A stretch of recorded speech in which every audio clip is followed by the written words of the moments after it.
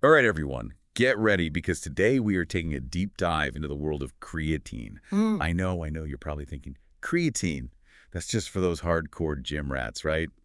Hmm, well, I used to think that too. But guess what?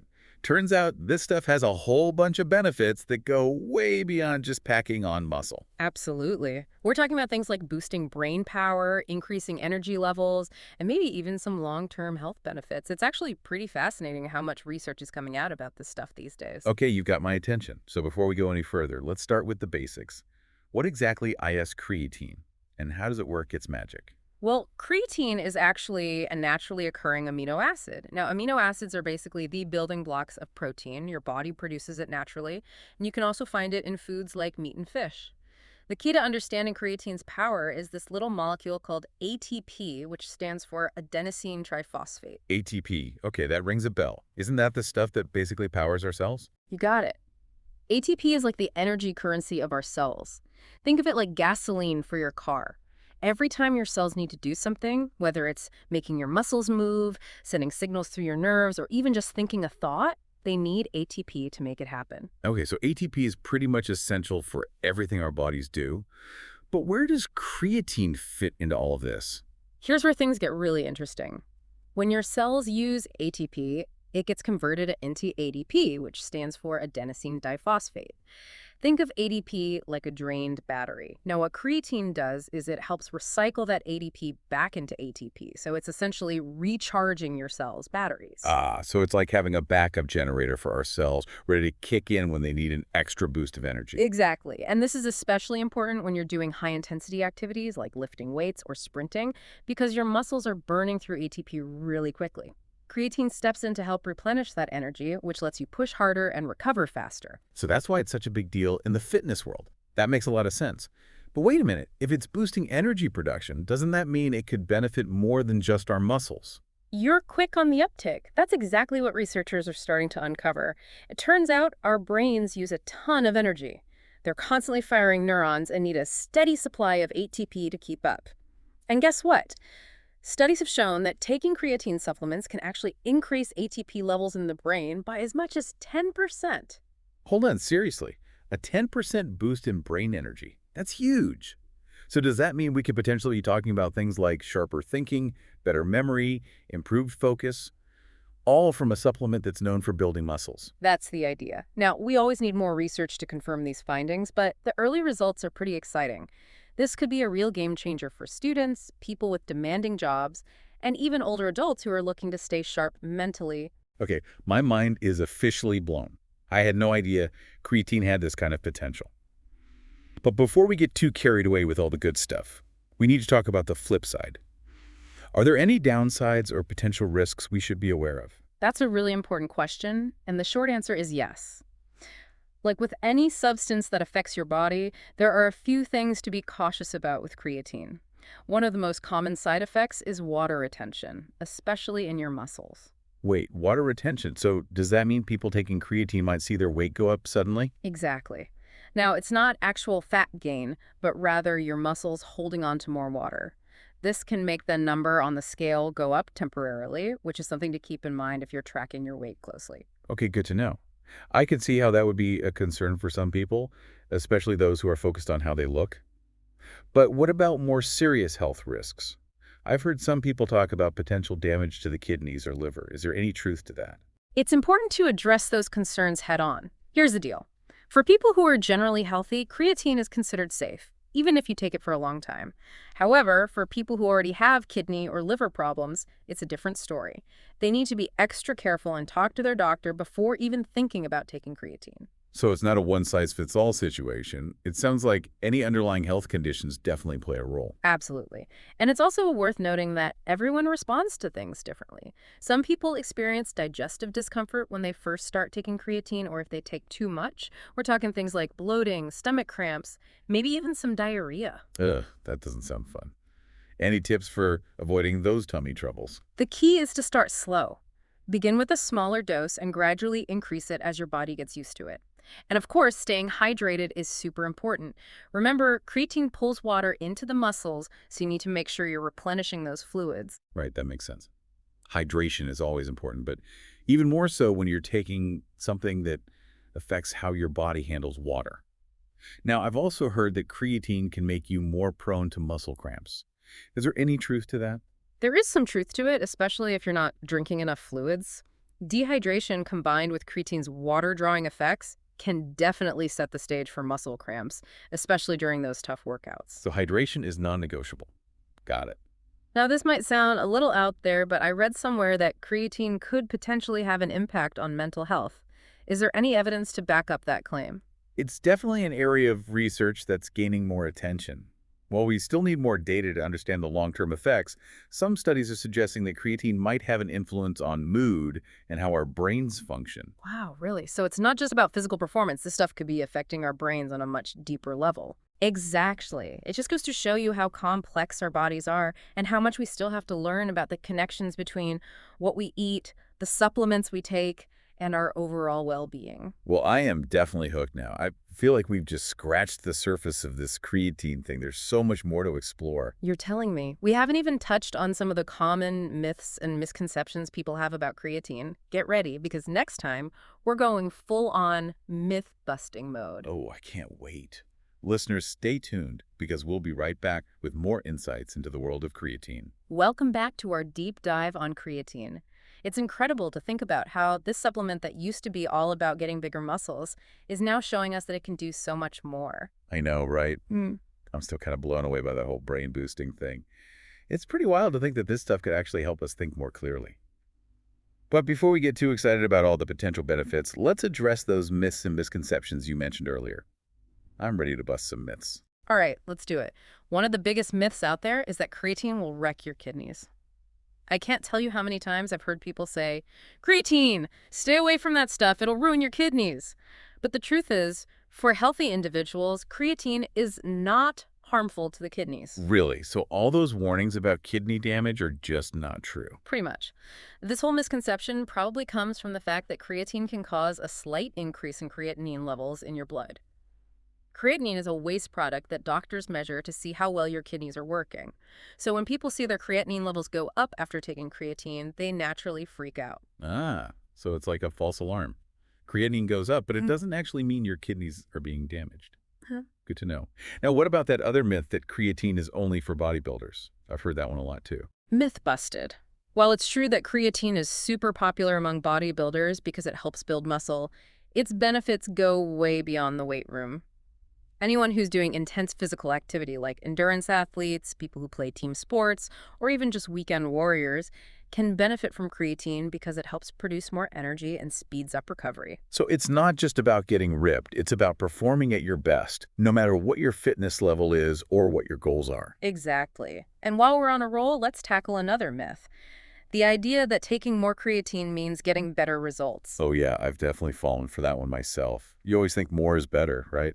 Well, not always. Your body can only use a certain amount of creatine. Taking massive doses isn't going to magically make you gain muscle or boost your brain power any faster. In fact, it's more likely to give you those unpleasant side effects we talked about earlier, like digestive issues and water retention. It's all about finding the right dose that works for your body and helps you reach your goals. Okay, so moderation is key. Got it. Yeah. Now, I have to ask about this one because I've actually heard people say it. Is creatine a steroid?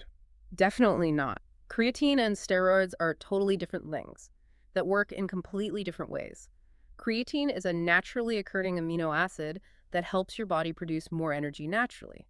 Steroids, on the other hand, are synthetic hormones that directly mess with your hormonal balance. Ah, okay. So it's like creatine is giving your cells more fuel to work with, while steroids are like trying to rewrite your DNA. Big difference. Exactly. And a really important point is that creatine doesn't come with the same serious and potentially harmful side effects that you see with steroid use. It's a safe and natural way to enhance your body's performance. That's a huge distinction. I'm glad we cleared that up. Now, for people who are thinking about adding creatine to their routine, is it a quick fix? Will they see results overnight? Unfortunately, no, creatine isn't some kind of magic pill. It takes time for it to build up in your system. You need to be consistent with taking it for at least a few weeks before you really start to see the benefits. It's like anything else worth achieving in life. It takes patience and consistency. So it's a marathon, not a sprint. That makes sense. Yeah. But hey, that's how you get real results that last, right? There are no shortcuts to real progress. Absolutely. Now let's talk about how to actually use creatine safely and effectively. One popular method is the loading phase. This means taking a higher dose of creatine for about a week to quickly saturate your muscles, and then you switch to a lower maintenance dose. It's kind of like jump-starting the process. So you're basically front-loading the creatine to get things moving faster. Exactly. Now, the loading phase isn't absolutely necessary. You can skip it and just start with a regular maintenance dose of 3 to 5 grams per day.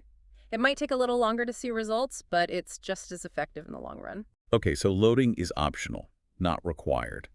It's always good to have options. Now, what about hydration? I remember you mentioned that it's really important when you're taking creatine. You're absolutely right. Remember how we talked about creatine pulling water into your muscles? Well, that means you need to be extra careful about staying hydrated, especially when you're working out. Make sure you're drinking plenty of water throughout the day, and you might even want to consider adding electrolytes to your routine to replace the ones you lose through sweat. Got it. Hydrate, hydrate, hydrate. Is there anything else we should keep in mind when it comes to taking creatine? Definitely pay attention to the dosage. Don't fall into the trap of thinking that more is better. Stick to the recommended amounts, which you can find on the product label, or talk to your doctor. And speaking of quality, not all creatine supplements are created equal. Go for a high-quality creatine monohydrate from a brand you trust. It's the most researched and proven form of creatine, and you want to make sure you're getting a product that's pure and effective. So no shady creatine deals from the back of a van. Quality matters. Now, what about timing? Is there an ideal time to take creatine? Before a workout? After a workout? With meals? That's a great question, and there's actually some debate about it. Some people like to take it before they work out to give their muscles a boost, while others prefer to take it afterward to help with recovery. Honestly, the best way to figure out what works for you is to try different things and see what your body responds to best. Ah, the good old trial and error method. Listen to your body and adjust as needed. Makes sense. Yeah. Now, does what you eat have any impact on how creatine works? Absolutely. Taking creatine with carbs or protein can actually help your body absorb it better. This is because when you eat carbs or protein, your body releases insulin, and insulin helps shuttle creatine into your muscles more efficiently. Interesting. So it's not just about popping the supplement. It's about making sure it's part of a balanced diet to get the best results. Now, before we move on, are there any final words of caution for our listeners? Yes, if you have any pre-existing health conditions, especially anything to do with your kidneys or liver, it's really important to talk to your doctor before you start taking creatine. They can assess your individual situation and tell you whether or not it's safe for you. And remember, even if you're perfectly healthy, it's always a good idea to start with a lower dose and pay attention to how your body feels. Listen to those signals and adjust accordingly. Safety first. Always a good reminder. Well, we've covered a lot of ground here, from debunking myths to practical tips for using creatine safely and effectively. But there's one more important aspect we need to talk about, something that often gets overlooked when we're talking about enhancing our performance. You're talking about the ethical side of using creatine, right? That's exactly. In the final part of our deep dive, we're going to explore those complex questions of fairness, responsibility, and the broader impact that performance enhancers can have on society, even if they're natural and considered safe. Stay tuned, folks, because things are about to get really interesting. And we're back for the final part of our deep dive into the world of creatine. We've talked about the science, the potential benefits, the risks. We even busted some myths. But now it's time to tackle something that often gets overlooked when people are chasing better performance: the ethics of it all. Yeah, you're right. We need to talk about the ethical considerations around using creatine, especially as it becomes more and more popular. So when we talk about ethics and supplements, the first thing that pops into my head is fairness in competition. Definitely. Creatine is legal in most sports, but it does make you wonder if it gives some athletes an unfair edge over those who either choose not to use it or maybe don't have access to it. Right, it's kind of a gray area. On the one hand, creatine is a natural substance. You can get it from food, and it's pretty easy to find. It's not like some banned synthetic performance enhancer. But on the other hand, if it really does improve performance, can we really say it's a level playing field? That's the big question, isn't it? Some people argue that as long as it's legal and everyone has the opportunity to use it, it's fair game. Others think that any substance that artificially enhances performance, even if it's natural, creates an ethical dilemma. It's a complex issue, for sure. And there are no easy answers. And this doesn't just apply to professional athletes, right? This ethical question extends to amateur sports, school competitions, even people working out of the gym who are trying to hit personal bests. Absolutely. These questions are relevant at all levels of athletics, wherever people want to improve their performance and maybe outperform others. It ultimately comes down to each person's values, their choices, and the specific context of the competition. It sounds like what we need is open communication and transparency. Athletes, coaches, the organizations that govern these competitions, even the general public, we all need to have these discussions about what constitutes fair play in a world where performance enhancers are readily available, even the ones that are considered natural and safe. Couldn't agree more. Education and open dialogue are absolutely essential for navigating these tricky ethical situations. Now, beyond just fairness in competition, there's another ethical concern that we don't often talk about. Hmm. What's that? It's the pressure that people might feel to use creatine, especially in situations where performance is a big deal. Think about young athletes, people who dream of going pro, or even folks who just feel like they need to keep up with the latest fitness trends. I see what you're saying. It's It, that feeling that if everyone else is doing it, you have to do it too, Mm. just to stay competitive or fit in, even if you're not sure about it. Exactly. That kind of pressure can make people feel obligated or even forced to do something they might not be comfortable with, especially those who are more vulnerable or easily influenced. It's important to remember that taking creatine, just like any supplement, should be a personal choice based on informed consent, not because you feel pressured by others. So how do we deal with this pressure? It seems like we need a change in mindset, a shift away from that win at all costs attitude that you often see in competitive environments. You hit the nail on the head. We need to create a culture that values things like overall well-being, ethical decision-making, and respecting individual choices instead of just focusing on results.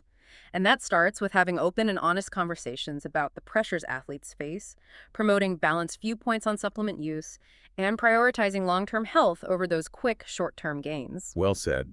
It's a good reminder that ethics go beyond just rules and regulations. They're about our values, our personal responsibility, and creating a sporting environment that's both competitive and supportive. Absolutely.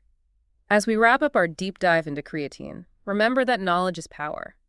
The more you understand about its potential benefits, the risks involved, and the ethical questions it raises, the better prepared you'll be to make choices that align with your own values and goals. I couldn't agree more. A huge thank you to you for joining us on this fascinating journey into the world of creatine. And to our listeners, we encourage you to keep learning, stay curious, and make choices that support your overall well-being. That's all for this episode of The Deep Dive. We'll catch you next time.